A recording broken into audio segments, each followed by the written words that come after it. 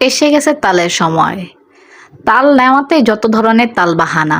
মানে সবাই মনে করে এই যে তাল নিতে এত কষ্ট, এত ঝামেলা থেকে তাল মানে না নেওয়া বা না খাওয়াই ভালো, বা কেউ করে দিলে খাইলে একটু বেশি ভালো হইতো।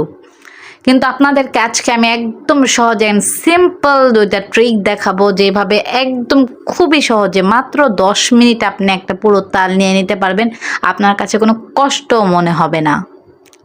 আর এই টেকনিকটা আমি ইউটিউব সার্চ করে দেখছি, আমিও জানতাম না, আমিও ফার্স্ট টাইম ট্রাই করছি। মনের ভিতরে যত ধরনের রাগ আছে তা নিয়ে তালটা ছিলবেন।